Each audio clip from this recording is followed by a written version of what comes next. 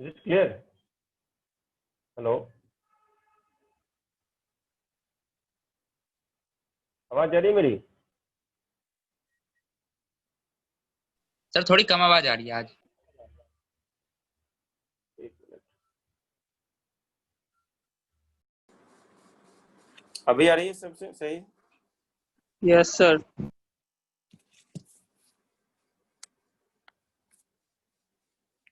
ये समझ में आया, ये समझना बहुत जरूरी है एनएलएम पढ़ने के लिए, आगे के फिजिक्स के लिए ये समझना बहुत ही जरूरी है। तो ये दो सवाल दिया था मैंने, इसका एक्सप्रेशन निकाला सबने? यस इसका सर। देखो एक्सप्रेशन कितना होगा। 5 मीटर पर सेकंड और 5√3 मीटर पर सेकंड सर। एक मिनट, एक्सप्रेशन तो सेम ही होगा ना दोनों का? अलग अलग एंगल दे रखा है क्या? Yes sir, 13 and 16। क्वेश्चन में भी अलग अलग दिया हुआ है। एक ही क्वेश्चन है, एक ही आंसर होगा। ये देखो आप, इधर कितना पुल कर रहा है, क्योंकि परपेंडिकुलर तो निकला है तो मूव करेगा नहीं। ये आ जाएगा 100 साइन 60 डिग्री, ये इधर पुल कर रहा है 50 साइन 30 डिग्री। सबको क्लियर है? So 100 sin 30 degree is how much? √3/2 minus 50 sin 30 degree is 1/2 divided by total inertia is how much? 50. तो यही आंसर है बस। 25√3 2√3 minus 1 by 15. 15 5 3 जा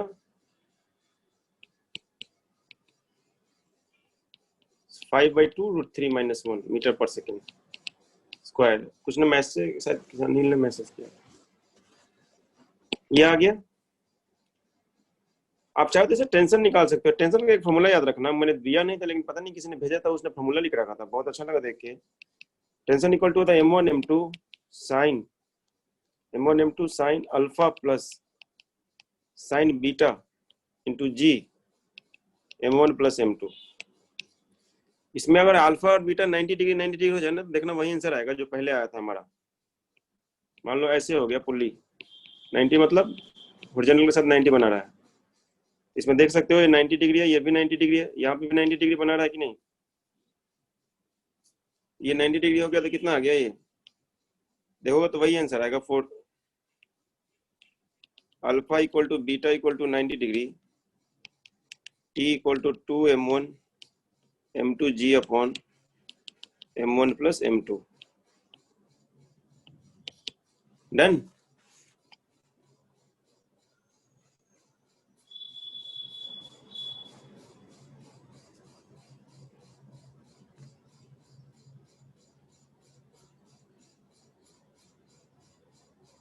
ठीक है, सबको आया था ये सवाल? ऐसे समझ में आ गया? जो सॉल्व करने की जरूरत है?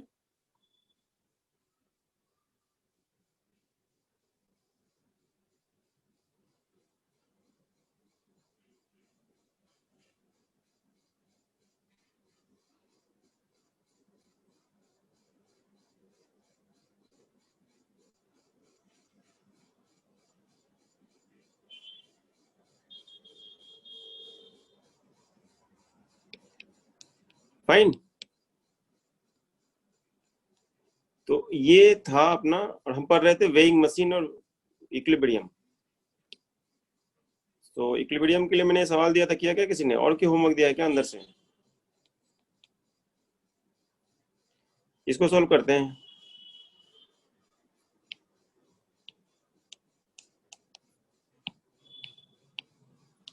चलो बताओ इस पे इक्विलिब्रियम। n1 कितना लग रहा है? n1 हो जाएगा m1g, और n2 कितना हो जाएगा? नॉर्मल टू ग्राउंड कितना हो जाएगा? m1 प्लस m2 इंटू जी।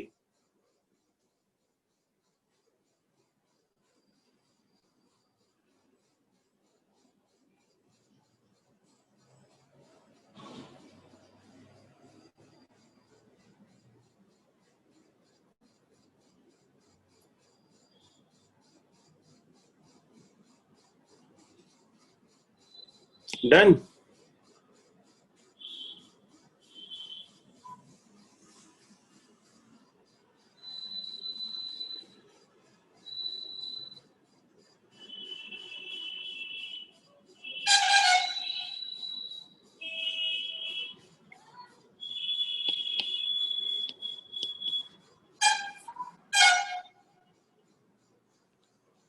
ये इक्विलिब्रियम की बातें थी, बहुत आसान था। हम किसकी, कौन सी इक्विलिब्रियम की बात कर रहे हैं? हम ट्रांसलेशनल इक्विलिब्रियम की बात कर रहे हैं,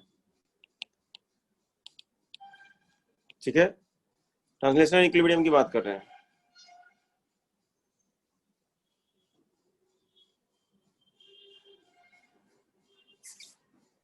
क्लियर? थोड़ा सा ना क्वेश्चन बदल रहे हैं। जैसे हमने लिया था, ये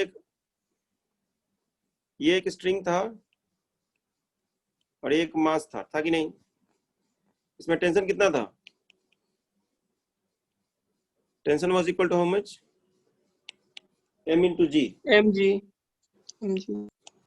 अगर इस तरह से मैं दो स्ट्रिंग लगा दूं, ऐसे एक और स्ट्रिंग लगा दी, इसको m1 में ले लिया, इसको m2 ले लिया, इसमें t2 कितना हो जाएगा?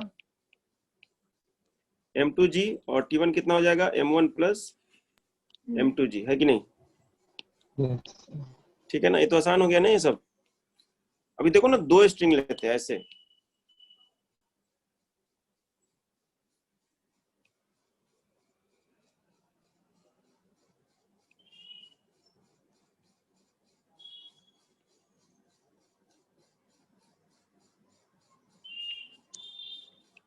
दो स्ट्रिंग एक ही पॉइंट से कनेक्ट कर दिया है हमने। ये मान लो ये भी 30 डिग्री है, ये दिख तो नहीं रहा है। ये मान लो ये 60 डिग्री है, ये भी 60 डिग्री है, ये m है। फाइंड द टेंशन,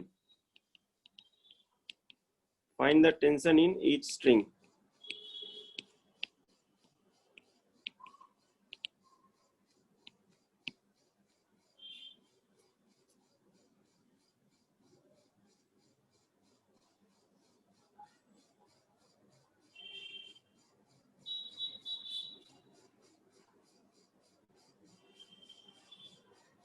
कैसे करोगे?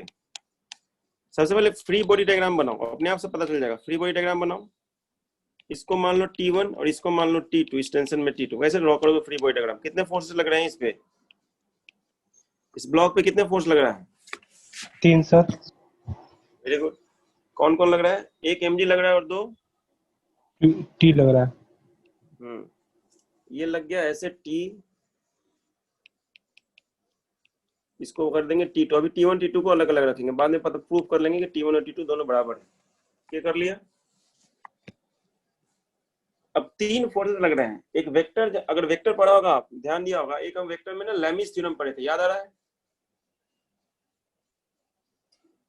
वेक्टर में लैमिस थ्योरम क्या था?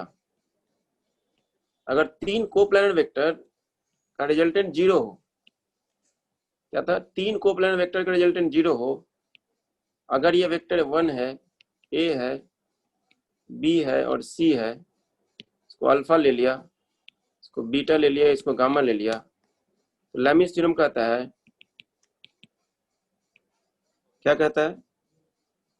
a by sine alpha is equal to b by sine beta is equal to c by sine gamma. आपके स्कूल के एग्जाम के लिए बहुत इंपॉर्टेंट क्वेश्चन है ये, ज्यादातर पूछते हैं ये एग्जाम में, लैमिस थ्योरम से प्रूव करने के लिए। फाइन।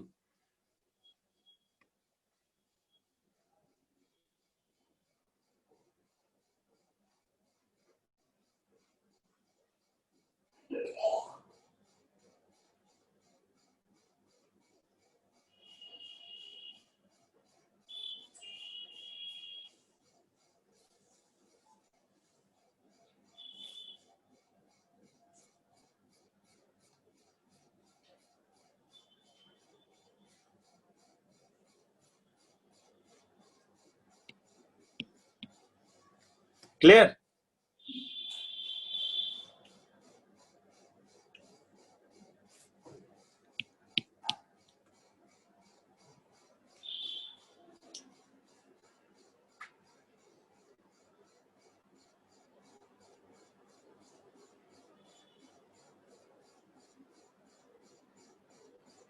देखो यहाँ पे ये एंगल कितना हो जाएगा बताना। ये हो जाएगा 150 डिग्री, ये हो जाएगा, ये भी हो जाएगा 150 डिग्री, ये हो जाएगा 60 डिग्री। हो गया कि नहीं? आपको दिखेगा T1 by sine 150 equal to T2 by sine 150 equal to mg by sine 60 degree. और व्हाट इज साइन 150? साइन 150 कितना होता है? Sine 180 minus 30 degree is equal to sine 30 degree. तो लिखो यहाँ पे T1 by sine 30 degree equal to T2 by sine 30 degree equal to mg by sine 60 degree. ये equation है, सॉल्व करो, 2 मिनट में आंसर मिल जाएगा। लेकिन ध्यान रखना है कोप्लानर वेक्टर, कोप्लानर वेक्टर होने चाहिए, 3 कोप्लानर वेक्टर होने चाहिए।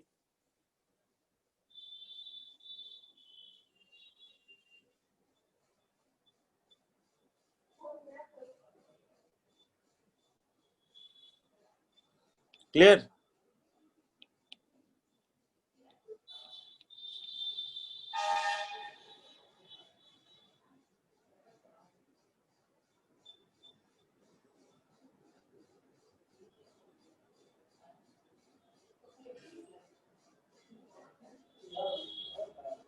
Tell me the answer. T1 equal to T2 होगा कि नहीं? इक्वल टू हो जाएगा mg sine 30 degree upon sine 60 degree, mg by √3।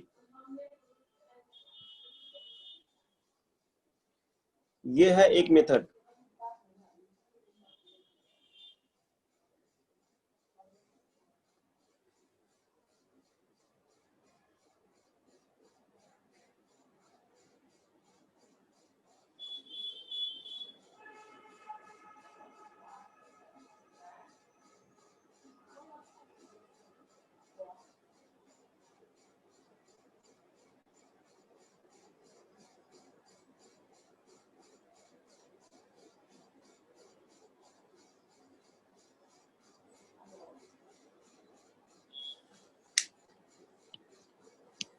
Clear?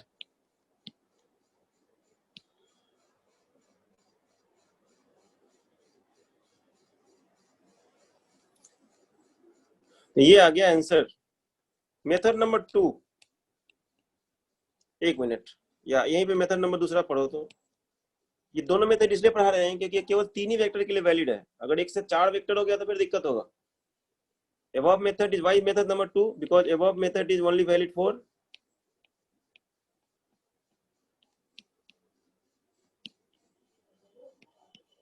valid for 3 coplanar vectors, 3 coplanar vectors whose resultant is 0,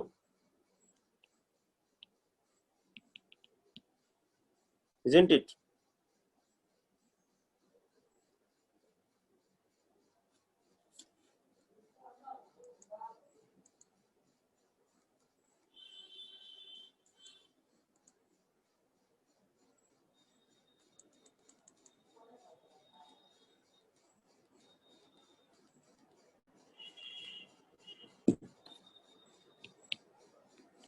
so method number 2 लेके आ रहे हैं, लिखो तो कंपोनेंट रिजोल्यूशन मेथड।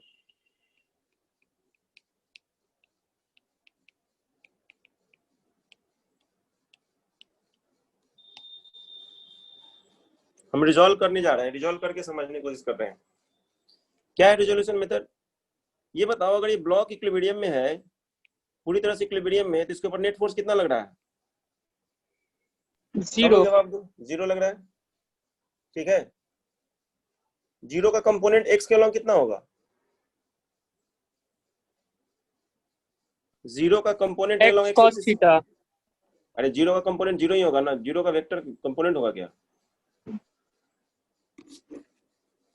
कोई 0 वेक्टर है, उसका कंपोनेंट कितना होगा?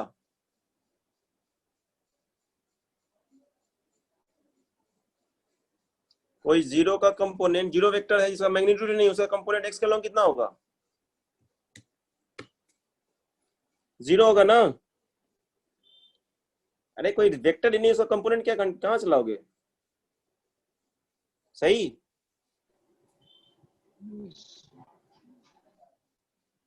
तो जीरो का हर जगह कंपोनेंट भी जीरो होगा, यानी कि एक्स एक्सिस में जीरो होगा। F net along x axis कितना हो जाएगा? Zero. F net along y axis कितना हो जाएगा? वो भी जीरो। कोई भी डायरेक्शन चूज करो, मन करे तो कोई भी डायरेक्शन चूज कर लो, उधर के अलोंग नेट फोर्स कितना होना चाहिए? Zero. Right this, since resultant is zero, its component along any direction will be also zero.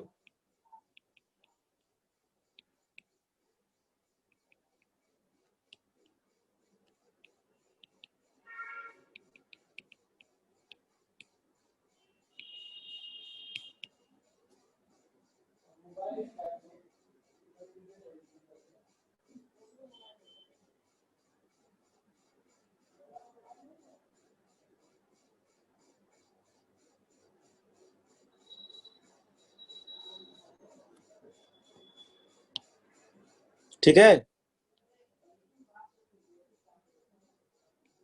ये ले लो T2, ये हो गया T1।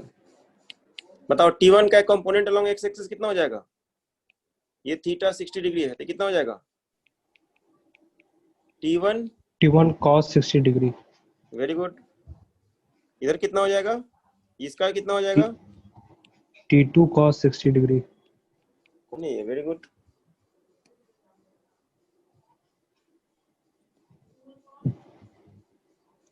mg का कोई कंपोनेंट होगा क्या वर्टिकल के लॉन्ग, सॉरी हॉरिजॉन्टल के लॉन्ग?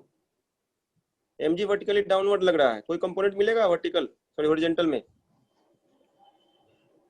कितना एंगल बना रहा है ये? 90 डिग्री। mg cos 90 कितना होता है? cos 90 का वैल्यू कितना है?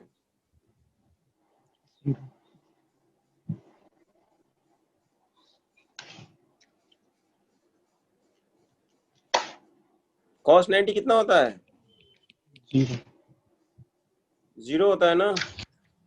जीरो। पेज पलट रहे हो। कभी भी हॉरिजॉन्टल कंपोनेंट वर्टिकल नहीं होता है, वर्टिकल कंपोनेंट हॉरिजॉन्टल नहीं होता है, सब चीज ध्यान रखने वाली चीज है ना। ये हो गया। तो हम क्या बोल सकते हैं? क्या हम बोल सकते हैं? T1 cos 60 degree should be equal to T2 cos 60 degree.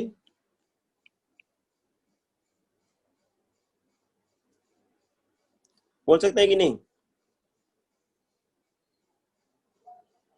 क्या हम बोल सकते हैं T1 cos 60 degree equal to T2 cos 60 degree? 60 60 cancel, T1 equal to T2, क्योंकि हॉरिजॉन्टल में कोई और फोर्स लग ही नहीं रहा है। अब आते हैं वर्टिकल कंपोनेंट में।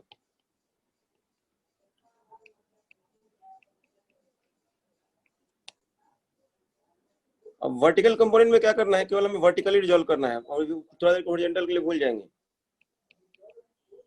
T1 T2 दोनों बराबर है, लिख दे यहाँ पे T हो गया ये। सर हाँ बोलो। आवाज नहीं आ रहा। आवाज नहीं आ रहा है अरे सबको? नहीं आ गया। तो बताओ ये T का जो अगर ये 60 डिग्री है तो इसका कंपोनेंट ये कितना हो जाएगा? T साइन sin 60 डिग्री होगा कि नहीं? और एक और T Yes, है, sir. लेकिन दोनों का मैग्नीट्यूड बराबर है, डायरेक्शन बराबर नहीं है। ये भी हो जाएगा T साइन 60 डिग्री, हो Yes, जाएगा कि sir. नहीं? और ये किधर लग रहा है? mg लग रहा है नीचे की ओर। तो केवल वर्टिकल को देखो, क्योंकि दोनों को रिजॉल्व करने के बाद इसका कोई मतलब नहीं रह जाता है। क्या लिखेंगे फॉर वर्टिकल इक्विलिब्रियम?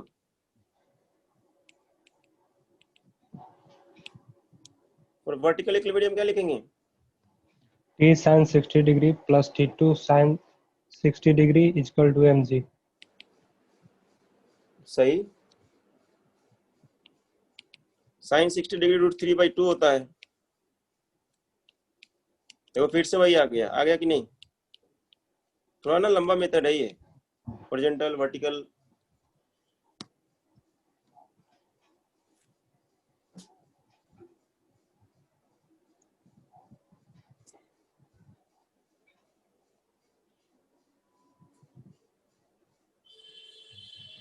सर √2 लिख रहा है सर, √3 है ना? √2 कैंसिल हो जाएगा ना, और √3 सॉरी।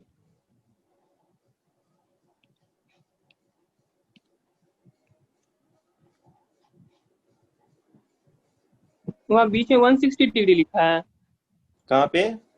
यहाँ लाइन, ये लाइन ड्रॉ की है। 160 डिग्री नहीं है, ये 60 डिग्री होगा ना, वो एंगल बनाया हुआ था।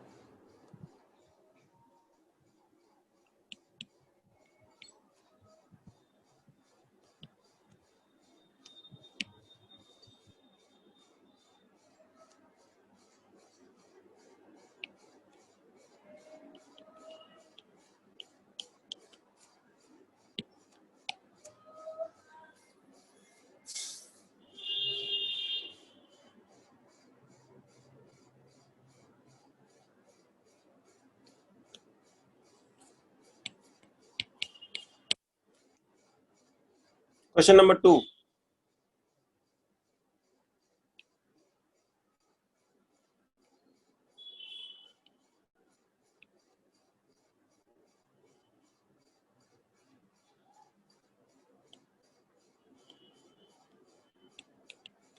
ये मान लो 37 डिग्री है, ये मान लो 53 डिग्री है, ये मास m है।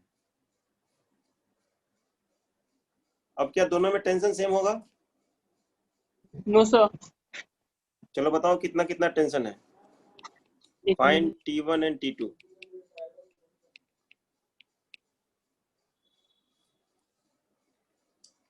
कंसेप्चुअली ना एक लाइन का होता है चीजें, ठीक है? कंसेप्ट एक ही लाइन होता है, उसका एप्लीकेशन होता है। एप्लीकेशन करने जाओगे बहुत एप्लीकेशन है।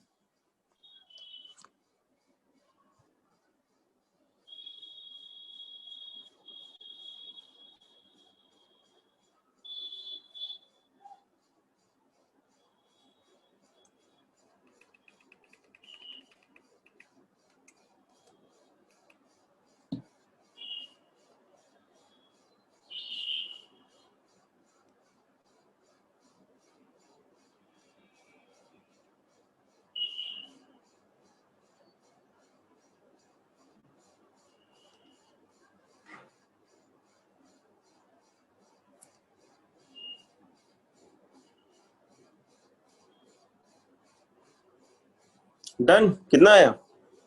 पहले कौन सा थ्योरम पहले लेमिस लगाएंगे। मेथड नंबर 1 दोनों सीखना है। जो आसान है पहले लेमिस लगाएंगे। लेमिस फिजिसिस्ट का नाम था, मैथ में भी बना रखा है उसने, मतलब साइंटिस्ट का साइन। सबसे पहले क्या करना है, फ्री बॉडी डायग्राम बनाना है। जिसने फ्री बॉडी डायग्राम नहीं बनाया उसका बेना पार नहीं होने वाला है मैकेनिक्स और फिजिक्स में। मतलब ये पहला फर्स्ट हैंड इंफॉर्मेशन है जिसको आपको आना चाहिए। ये टोटल एंगल हो जाएगा 90 + 37, ये हो जाएगा 90 + 30 53 डिग्री। 90 degree + 53 degree. फटाक से लंबी लगाओ, ये एंगल कितना हो जाएगा? ये हो जाएगा टोटल 90 डिग्री। और आंसर पाओ, T1 by sin 90 + 53 degree is equal to T2 by sin 90 + 37 degree equal to mg by sin 90 degree.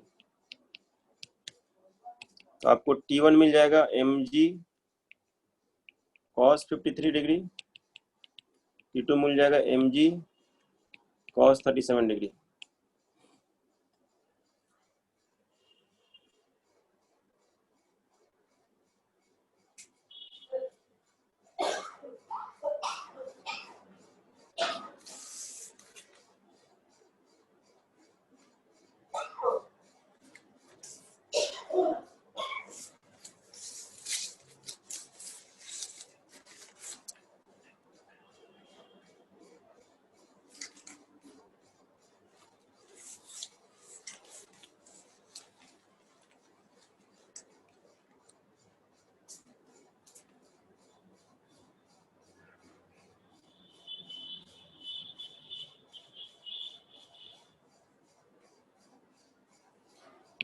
ठीक है, समझ में आया ये?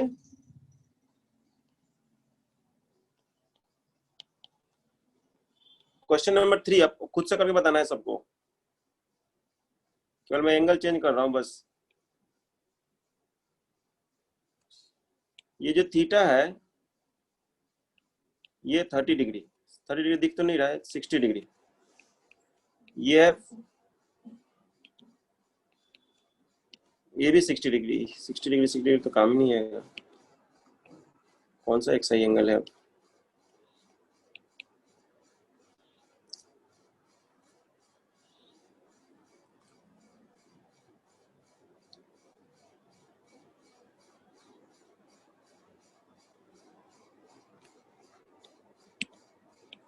चलो थीटा 1 एंड थीटा 2 के टर्म में निकालो, थीटा 1 एंड थीटा 2 के टर्म में।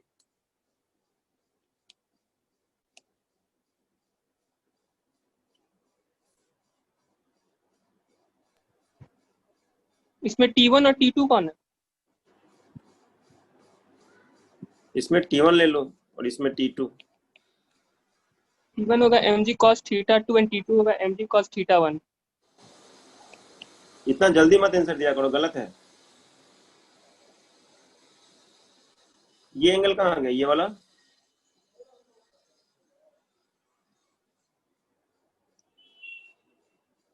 ये एंगल कितना है? 180 माइनस थीटा 1 प्लस थीटा 2।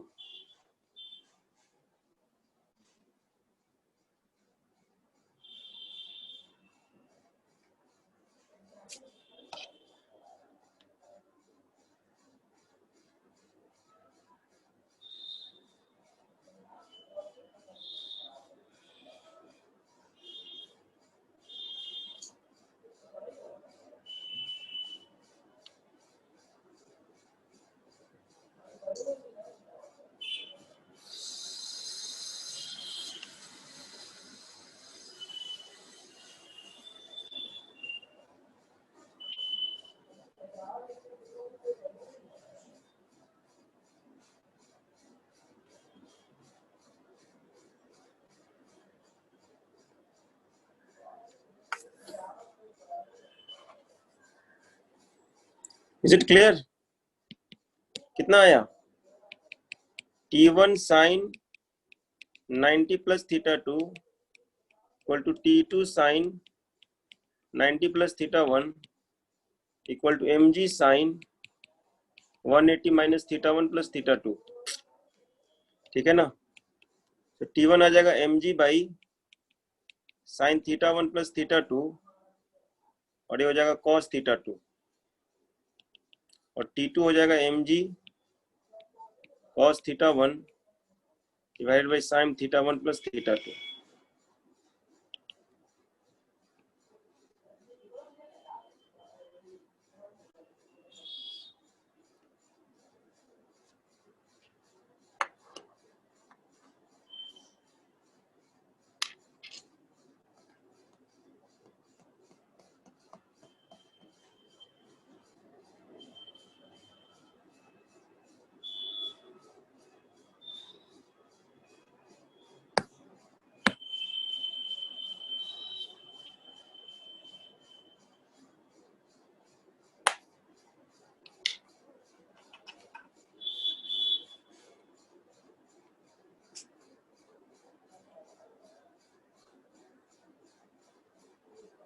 कर लेंगे ये। क्वेश्चन नंबर 4,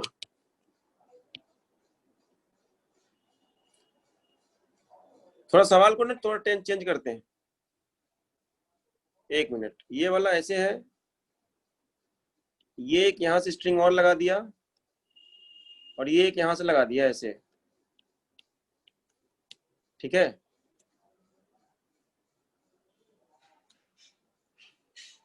इसका मास m है, इसमें मान लो T1, इसमें मान लो T2, इसको मान लो T3। ये एंगल है आपका,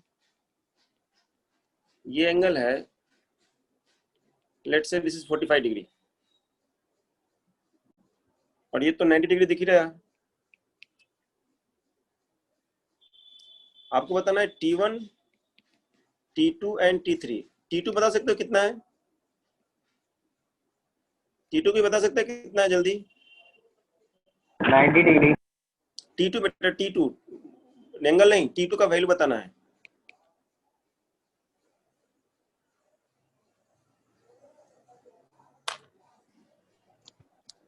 T2 तो mg के बराबर है ना? mg है सर, mg। T2 तो mg है, ठीक है। बता दो T1, बहुत आसान हो गया ना ये सब सवाल आपको एनसीईआरटी में दिख जाएंगे। एनसीईआरटी खोल के पढ़ा करो, बहुत अच्छा बुक है। लोगों ने बदनाम कर रखा है एनसीईआरटी को। शांति से बैठ के पढ़ो एनसीईआरटी। ये एंगल कितना हो गया? 135। ये एंगल भी 135। ये एंगल 90 डिग्री। अब तो आसान हो गया एलएमएस से।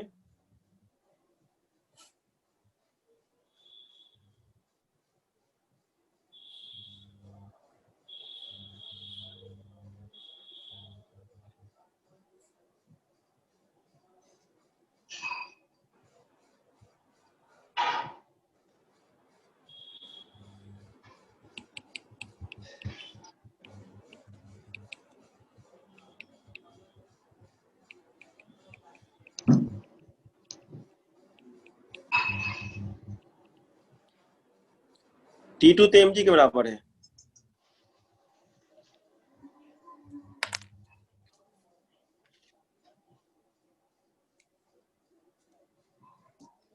T2 mg के बराबर है। T1 हो गया mg बाई साइन 135 डिग्री, और T3 हो गया mg by sign 135 into sine 135।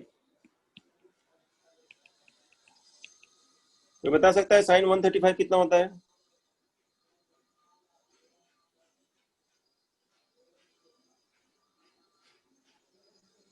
Sign 135 होता है साइन 45 डिग्री होता है।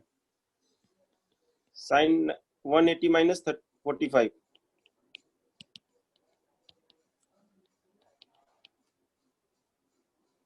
तो T1 तो हो गया इतना, T3 हो गया mg के बराबर।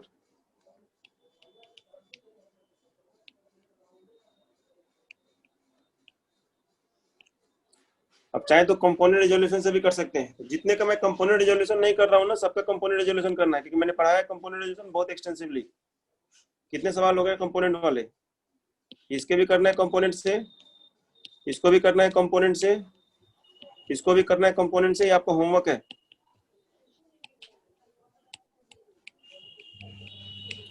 सोल्व बाय कंपोनेंट रेजोल्यूशन, और फ्राइडे तक पहुंच जाना चाहिए मैसेज में।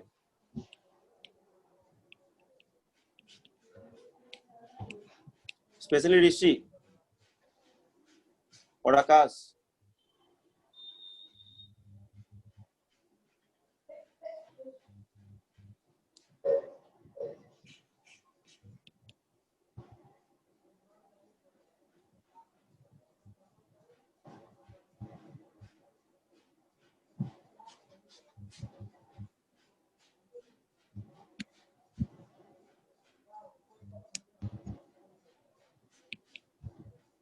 ठीक है, ये हो गया ये ऐसे। अब आते हैं नॉर्मल वाले में। आते हैं नॉर्मल। ये मान लो ऐसे दो कोन शेप्ड के ना, ऐसे दो ट्रैक है, इसमें एक बॉल फंसा दिया है हमने।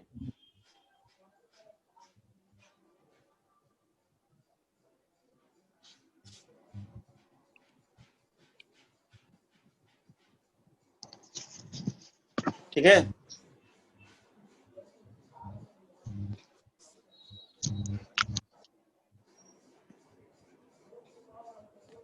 रुको ये थोड़ा ज्यादा हो जाएगा, पहले छोटे सवाल लेके चलते हैं।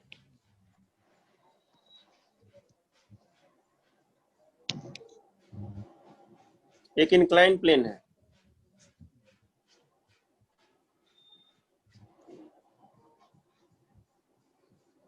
ये ब्लॉक ऐसे रखा हुआ है,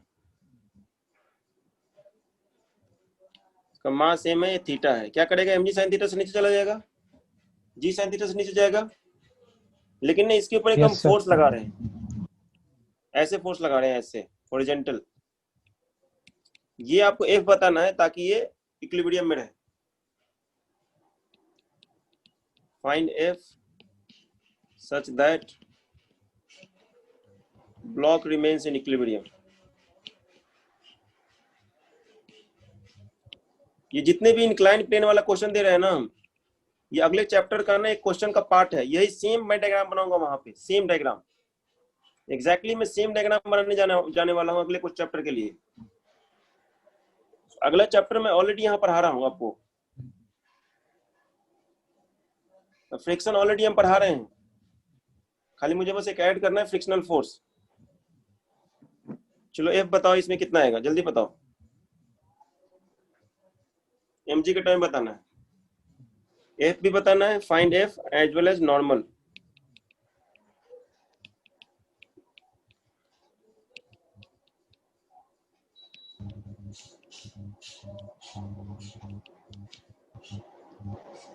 सबसे पहला काम क्या करना है, एफबीडी। हाँ step number 1 free body diagram. कितने फोर्सेस लग रहे हैं इस पे, हाउ मेनी फोर्सेस, 4 सर।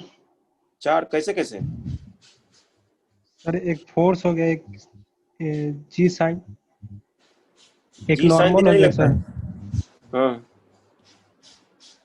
एक एमजी हो गया। 3 ही लगा ना, एफ एम जी और नॉर्मल। हाँ हाँ 3 सर। एम जी साइन थीटा तो उसका कंपोनेंट है एम जी का।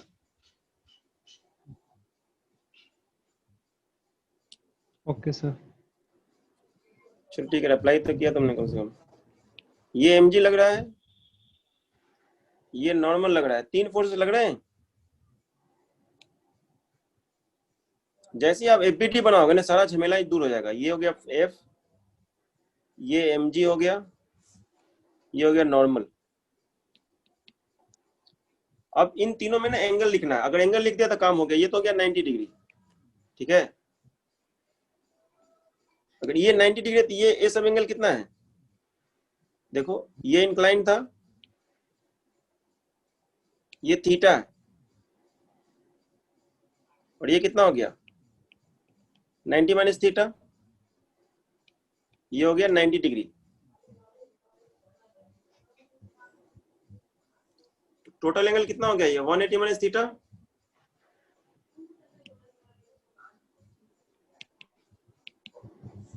और ये एंगल कितना हो जाएगा, ये हो जाएगा 90 प्लस थीटा। तीनों को ऐड करके 360 होना चाहिए। So F by sine 180 minus theta equal to M G by sine 90 plus theta, normal by sine 90 degree. F equal to M ji sine theta by cos theta, M G tan theta, normal equal to M जी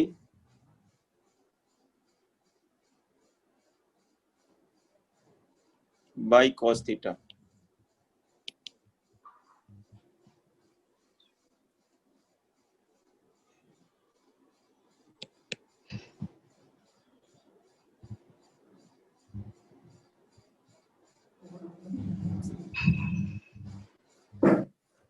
सही किया क्या मैंने,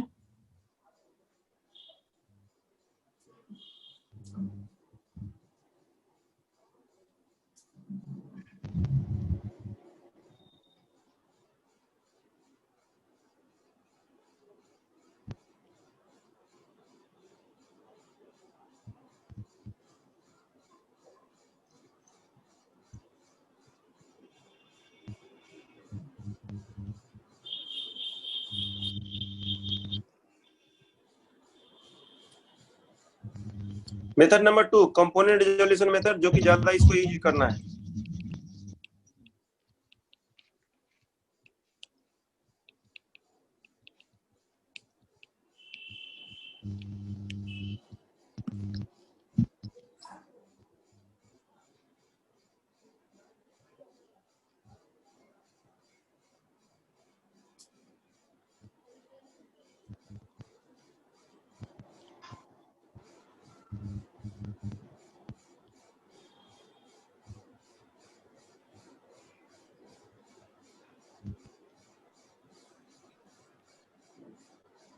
देखो 3 force लग रहा है, एक लग रहा है एफ,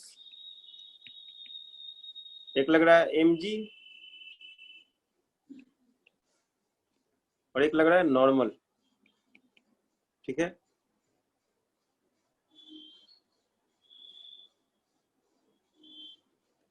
इसको ना हॉरिजॉन्टल और वर्टिकल में रिजॉल्व करो। उसके लिए जरूरी है कि आपको पता होना चाहिए कि थीटा कौन कौन सा है। एक ना एक सॉल्व रिजल्ट है, ठीक है, उसको याद रखना है। कैसे थीटा निकालना है? डायरेक्ट थीटा निकालने का एक तरीका शायद मैंने पहले बताया है कि नहीं, पता नहीं। अगर ये थीटा है ना तो ये थीटा होगा इन दोनों रेज के बीच में, इन दोनों वेक्टर के बीच में का एंगल जो होगा ना थीटा ही होगा। ये थीटा डायरेक्टली आप इसको थीटा पुट कर सकते हो।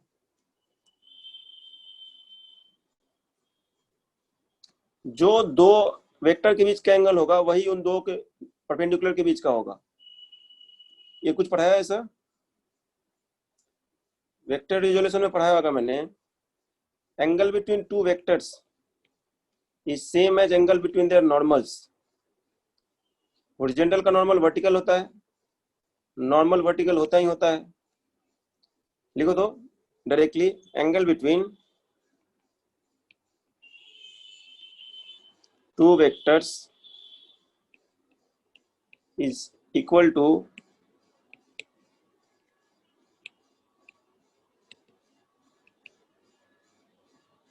Angle between normals. एग्जाम में भी ऐसे ही डायरेक्ट थीटा निकाल देंगे? नहीं, ये शॉर्टकट के लिए, स्कूल एग्जाम में नहीं करना है। स्कूल एग्जाम में यहाँ से थीटा ले जाना है, ये थीटा थीटा, ये हो गया 90 माइनस थीटा, ये डायरेक्टली थीटा आ गया। देखो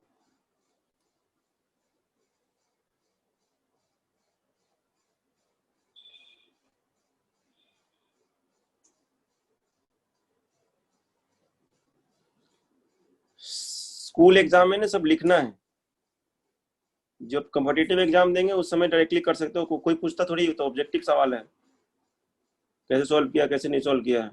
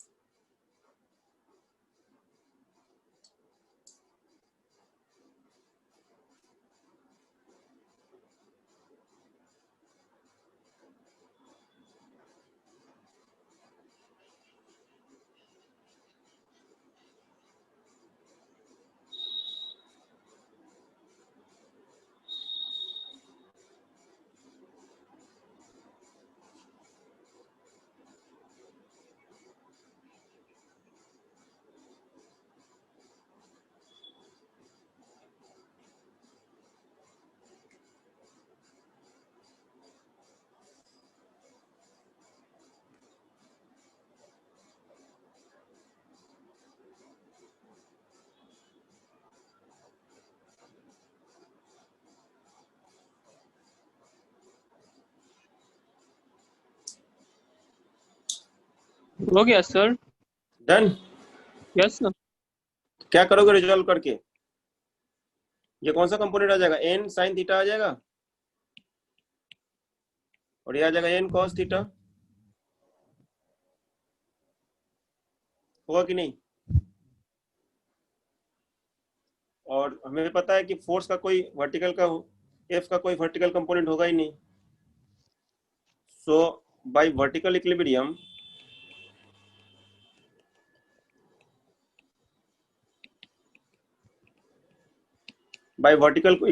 n cos theta equals mg, n equal to mg by cos theta, and F equal to how much? F equal to n sin theta। n लिखा हुआ है mg by cos theta into sin theta, आ गया mg tan theta। ठीक है,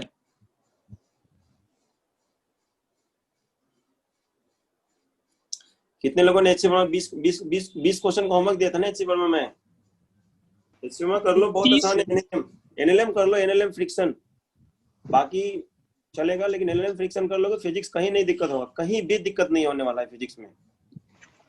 relative motion, NLM, friction, 3 ऐसे chapter है, पढ़ लोगे कहीं पे दिक्कत नहीं होगा। उसके बाद ना अपने आप मजा आने लगेगा सॉल्व करने में। बैठ के घर पे बैठे रहने से कोई फायदा नहीं है, उसको सॉल्व करो। HC वर्मा बहुत स्टैंडर्ड बुक है, लोग IIT क्रैक करते हैं उसको पढ़ पढ़ के विद डिसेंट रैंक।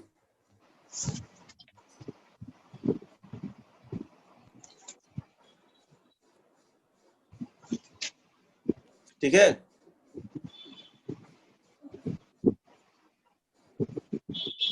हेलो,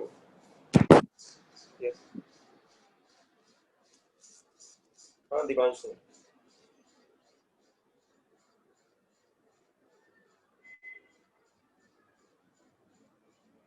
अच्छा,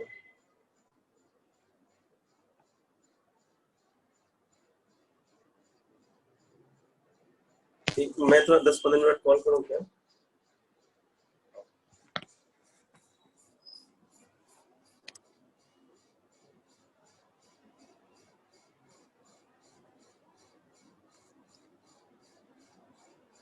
ठीक है, कर लेंगे ये सवाल।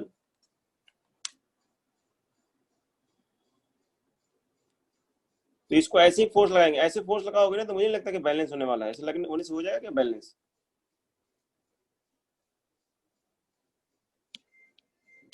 अगर मैंने ऐसे फोर्स लगाया तो बैलेंस हो सकता है क्या ये? ऐसे करेंगे तो बैलेंस नहीं होगा। क्यों नहीं बैलेंस होगा? क्योंकि नॉर्मल का एक कंपोनेंट तो बैलेंस हो गया mg से, नॉर्मल इन cos थीटा mg को बैलेंस कर दिया, लेकिन इस कंपोनेंट को कौन बैलेंस करेगा? तो ये बाहर निकल जाएगा प्लेन से। तो ये बेवकूफी वाला सवाल है, इसलिए मैंने दबाया। उसको दबा के करते हैं ना हम लोग बैलेंस। ब्लॉक को इंक्लाइन पे रख के देखो, खींच के देखो, बाहर निकल जाएगा। देखो एक किताब पे एक मोबाइल रख के देखो, इंक्लाइन बना के दबाओगे तभी वो बैलेंस होगा। खींचो तो बाहर आ जाएगा वो। नहीं तो यस ऐसे नहीं सर। करेंगे। ये मतलब हमारा जो रिजल्ट है, एक्सपेरिमेंटल रिजल्ट जो है ना, इससे क्लियर हो रहा है।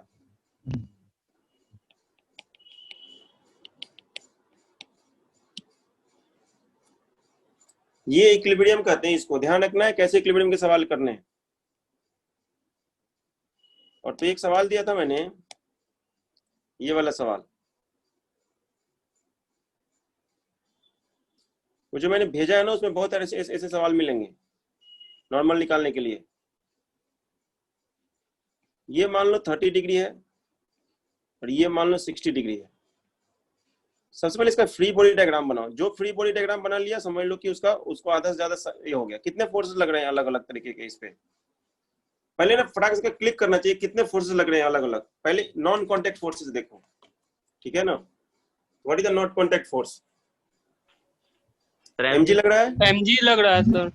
और mg कितने और दो नॉर्मल लग रहे नॉर्मल हैं? लग रहा है। नॉर्मल दो 2 लग रहा है। हाँ, ये हो गया एक नॉर्मल इधर से और एक नॉर्मल इधर से। इधर। अब तुम्हें ना ये सवाल इसका ना ये बताना है, क्या कहते हैं, इसके बीच का एंगल बताना है। ये बहुत कॉम्प्लिकेटेड सवाल, कॉम्प्लिकेटेड चीज है। इसको कॉम्प्लिकेटेड करने के लिए हमने आसान बना दिया है। क्या किया? एक वर्टिकल लाइन ड्रॉ कर दो यहाँ पे, ठीक है ना? हॉरिजेंटल और इस लाइन के बीच का एंगल कितना है? हॉरिजेंटल और इस लाइन के बीच का एंगल कितना है? 30 डिग्री डिग्री। है। तो ये वाला एरो एरो ध्यान रखना है, दोनों का टेल टू टेल कनेक्टेड होना चाहिए। ये भी कितना हो जाएगा? ये हो जाएगा 30 डिग्री का। तो ये कितना कर देंगे हम? 60 60 डिग्री का। 60 डिग्री। अब रिजॉल्व करते रहो n1 n2 को और होमवर्क करते आना, ठीक है? नेक्स्ट मान लो यही सवाल है, यही सेम सवाल है, लेकिन एंगल अलग अलग दिया हुआ है।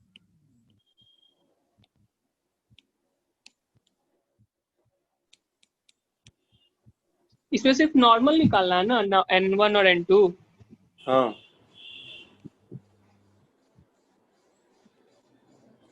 इसमें ये 60 डिग्री है और ये भी 60 डिग्री है, मास m है।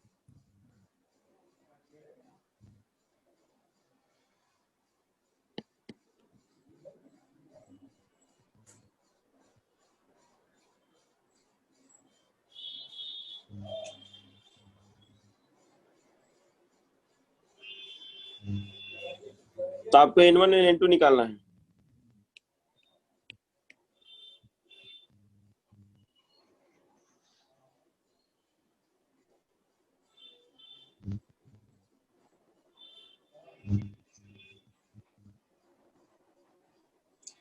जब भी इक्विलिब्रियम के बात हो तो नेट फोर्स 0, और जब भी होमवर्क देने तो दोनों मेथड से निकालना है, both by Lami's as well as resolution.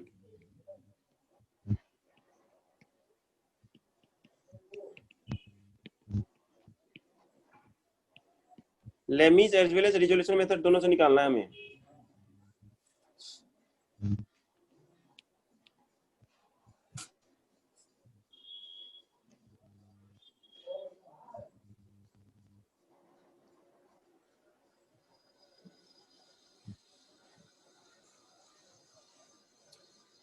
लिखो तो नेक्स्ट टॉपिक 5 मिनट के लिए,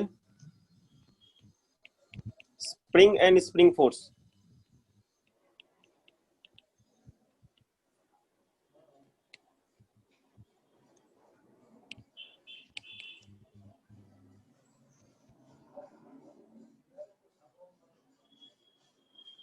सबने स्प्रिंग देखा होगा?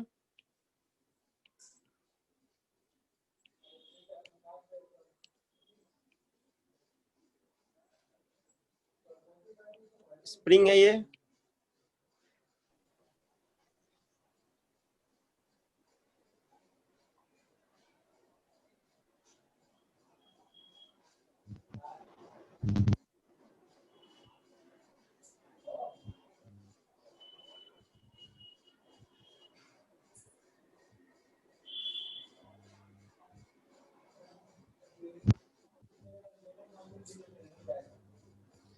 स्प्रिंग कांस्टेंट के कहते हैं इसको।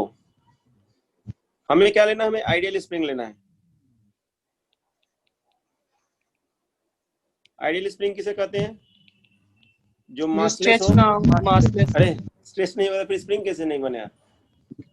मासलेस हो और इलोंगेट होने से उसका एक्सटेंशन नहीं चेंज करता है। With elongation spring constant does not change. आप लोगों के पास, सबके पास स्प्रिंग होगा, पेन वाला स्प्रिंग। Yes sir. सर पर ये मासलेस तो हो ही नहीं सकती।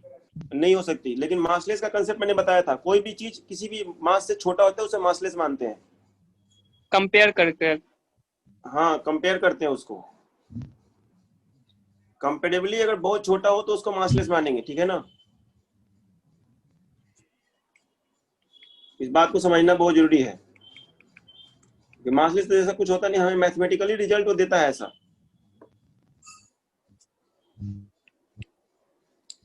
के होता क्या है? के को बोलते हैं हम spring constant.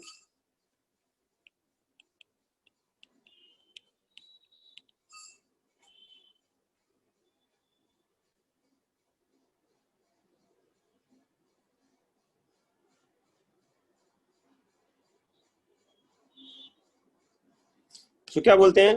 Restoring force per unit length, per unit extension. Restoring force per unit extension और compression from natural length.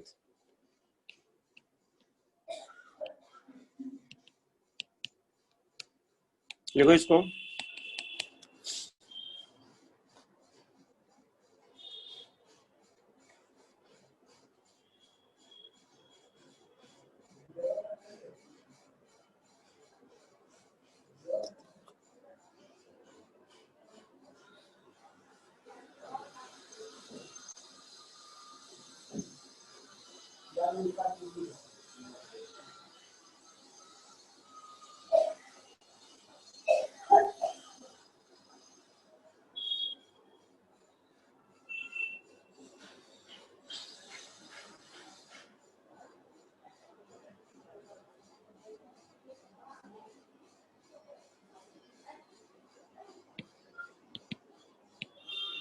Done. देखो क्या कहने का मतलब है। ये मान लो नेचुरल लेंथ है इसका, ये ऐसे यहाँ पे फिक्स कर दिया और ये इतना एक्सटेंड हो गया यहाँ से, मतलब किसी ने कोई फोर्स लगा दिया। अगर मासलेस है तो जितना फोर्स यहाँ लगा है ना वही टेंशन सब में होगा, ये ध्यान रखना है। अगर हम मासलेस मानते हैं, मैंने पहले ही बोला है कि जो मासलेस अगर स्ट्रिंग हो या स्प्रिंग हो, अगर डायरेक्ट फोर्स लगा रहे हैं तो वही फोर्स हर जगह लगेगा, क्योंकि हर जगह रहेगा, क्योंकि मासलेस का मतलब ही होता है फोर्स है ही नहीं, नेट फोर्स 0। ऐसा होना नहीं चाहिए बट मानते हैं।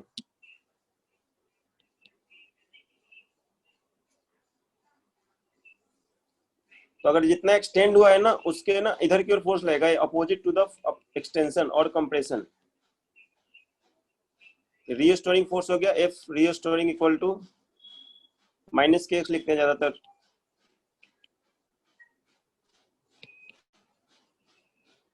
ये जो एक्स के पास में जो लाइन खींची उसके उधर स्प्रिंग एक्सटेंड नहीं किया है। किया है ना, सभी एक्सटेंड हुआ है, यहाँ से नेचुरल लेंथ से इतना एक्स्ट्रा एक्सटेंशन है। ओ,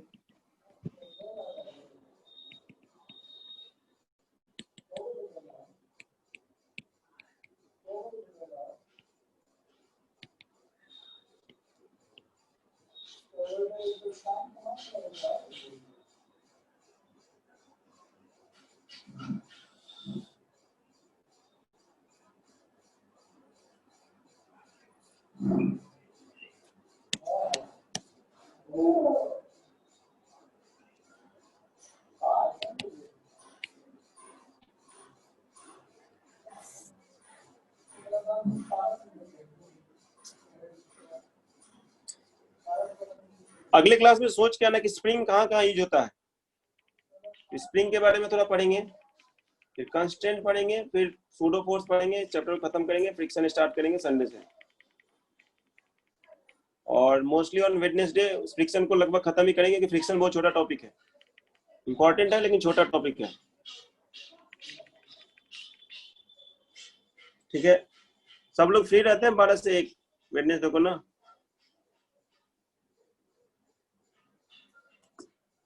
यस सर।